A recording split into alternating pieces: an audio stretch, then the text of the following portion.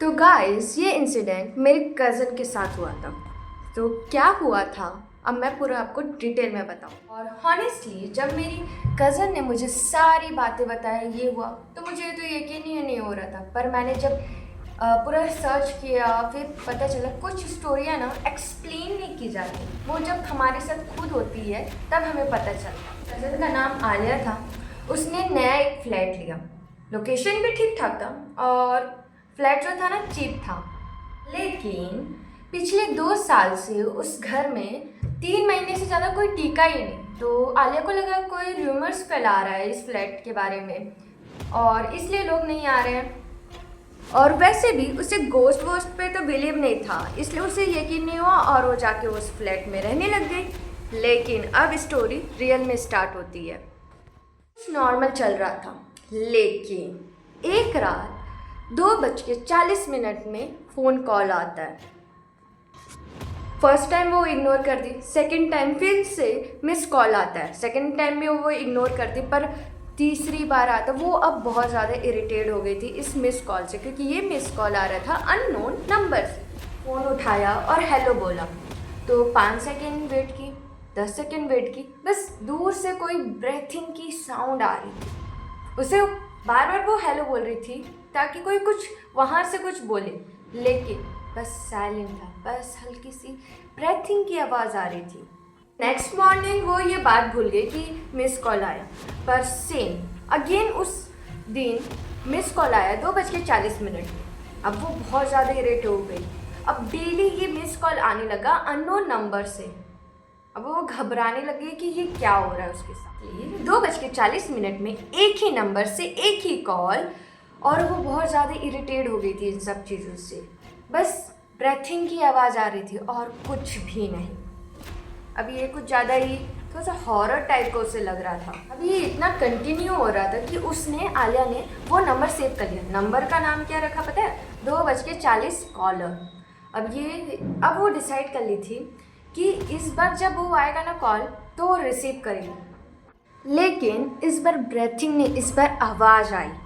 लेकिन इस बार जो आवाज़ आई बहुत धीरे, बहुत कम, और मानो कोई बोल रहा हो कि डोर मत खोलो, डोर मत खोलो।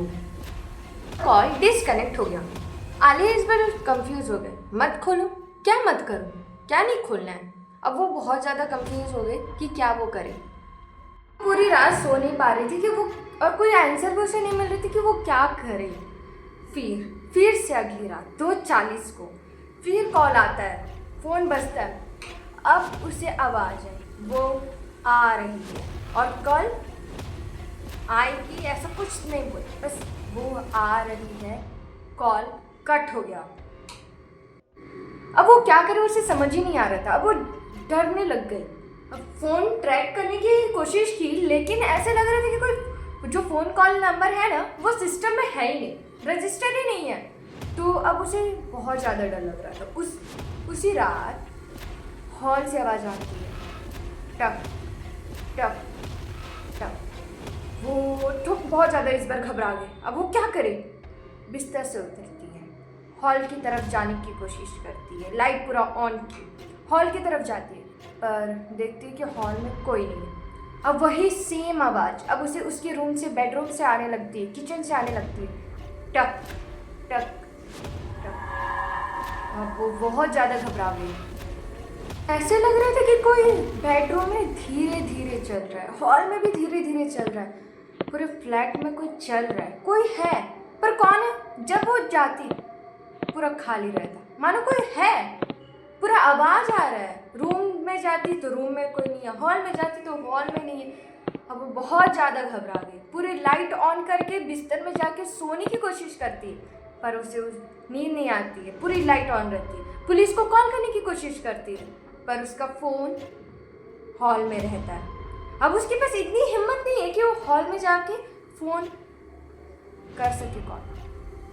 अब बिस्तर में जाके सोने की कोशिश करती है। वो हिम्मत इकट्ठा करके हॉल में जाती है, देखती है कि उसका फ़ोन का स्क्रीन ऑन था। मैसेज आता है, वो तुम्हें देख लिया। कौन देखा? क्योंकि पूरे फ्लैट में वो चेक की, कोई नहीं था। वो बहुत ज़्यादा घबराने लग गई। अननोन नंबर से ये मैसेज आया था, वो तुम्हें देख लिया। कौन देख लिया? पूरा वो लाइट ऑन करती है, घबरा के पूरे वॉशरूम सब जगह की लाइट ऑन करती है और पूरा फ्लैट फिर से चेक करती है कौन है, कौन देख लिया उसे। अब वो बहुत ज़्यादा घबराने लगती है। पर वो उस रात एक चीज़ और नोटिस करती है, बेडरूम में मिरर में लिखा था उंगलियों से, डोंट ओपन द डोर, दरवाजा मत खोलना। पर ये कौन लिखा? क्योंकि वो हॉल में थी, हॉल से तुरंत बेडरूम में कौन आया? नहीं पता क्या हो रहा है, उसे पूरा घबराने लगी, पूरा पसीने से भीग गई थी। बेडरूम की लाइट्स ऑन की, पूरा हर जगह का चेक कर रही है। अब वो अकेली थी पूरे फ्लैट में, पर कौन कर रहा था ये सब? देखिए कौन सी door, main door, washroom door, kitchen का डोर कि हॉल का डोर? अब बहुत ज़्यादा वो डर गई थी। 2 दिन तक नॉर्मल था, मीन्स कोई कॉल नहीं आया था। बट सैटरडे को 2:40 पे फिर से कॉल आता है। इस बार फिर से कॉल आता है 2:40 पे। इस बार क्लियर आवाज़ थी, एक लड़की की थी और वो लड़की डर रही थी, कांपने की उसकी आवाज़ आ रही थी। उस बोल रही थी कि डोर मत खोलना, डोर मत खोलना। वो इतना घबरा के ये बोल रही थी कि दरवाज़ा मत खोलना, दरवाज़ा मत खोलना। बहुत ज़्यादा वो घबरा रही थी। अब उसको उसकी आवाज़ घबराते हुए देख के आलिया वो भी घबराने लग गई। डोर मत खोलना, प्लीज़ डोर मत खोलना। उसी समय डोर से आवाज़ आने लगी, नॉक नॉक। डोर्स में कोई आ गया। मेन डोर में आवाज़ आ रही थी नॉक नॉक की। अब आलिया फ्रीज हो गई। अब वो क्या करे, क्योंकि यहाँ से उसे डरावनी आवाज़ आ रही थी कि दरवाज़ा मत खोलना, दरवाज़ा मत खोलना। अब अचानक से कोई दरवाजे पे आ गया, वो पूरी फ्रीज हो गई। मतलब मानो करे क्या, दरवाज़ा खोले कि नहीं खोले।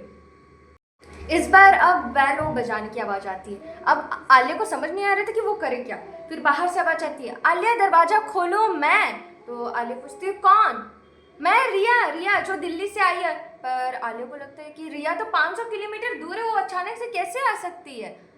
तो आलिया समझ नहीं आ रहा था, कुछ तो गड़बड़ है, बहुत ज़्यादा ही गड़बड़ है। वो दरवाज़ा खोल भी नहीं सकती है क्योंकि उसे वार्निंग मिल रही है, डोंट ओपन द डोर, दरवाज़ा मत खोलो, प्लीज़ दरवाज़ा मत खोलो। तो आवाज़ आती है बाहर से, यार दरवाज़ा खोलो आलिया, जल्दी दरवाज़ा खोलो। फिर से नॉक नॉक। अब इसमें पूरा साइलेंस।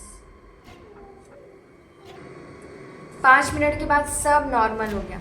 आलिया को लगा शायद वो इमेजिनेशन कर रही है, क्योंकि वो अकेले रहती है और इतने सारे र्यूमर्स फैल गए इस फ्लैट के बारे में, तो शायद वो र्यूमर्स हैं, तो आराम से सो गई। और वो बोली कि ये इमेजिनेशन है, इमेजिनेशन बोल बोल के वो सो गई। फिर अननोन नंबर से मैसेज आता है, अगर तुम दरवाज़ा खोल देती तो तुम मर जाती। ये बात उसने सब बता दिया वॉचमैन से। अब वॉचमैन का फेस पूरा फीका पड़ गया, अब वो डर गया। अब वो पूछता है कि टाइम कब आता है फ़ोन? तो आलिया बोलती है 2:40 पे। वॉचमैन बताता है इस फ्लैट के बारे में। वॉचमैन कुछ देर चुप रहा, फिर बोला, 3 साल पहले इस फ्लैट में एक लड़की रहती थी। उसने पुलिस को कॉल किया और उसने बताया पुलिस को कि उसके डोर के बाहर कोई खड़ा है। जब तक पुलिस पहुंचती उसकी वो मर गई थी।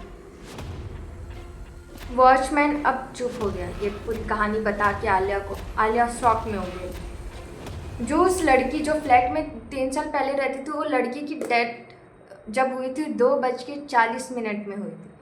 अब आलिया तुरंत के तुरंत जल्दी से जल्दी वो फ्लैट खाली करती है, अपना फ़ोन नंबर चेंज करती है, अपना जो भी सामान था जल्दी जल्दी चेंज करती है। अब उसको कुछ भी करके उसको फ्लैट वो 2 दिन के अंदर पूरा खाली कर देती है। अब फिर से अननोन नंबर से उसे न्यू नंबर पे फ़ोन आता है कि अब तुम सेफ हो, तुम्हें अच्छा किए कि दरवाज़ा नहीं खोला, तुम अब खतरे से बाहर हो। आलिया को थोड़ा सा रिलीफ लगा, पर इस बार लिखा था 2:40 कॉल। आज तक आलिया को समझ नहीं आया कि वो लड़की उसे वार्न कर रही थी कि किसी चीज़ से बचा रही थी।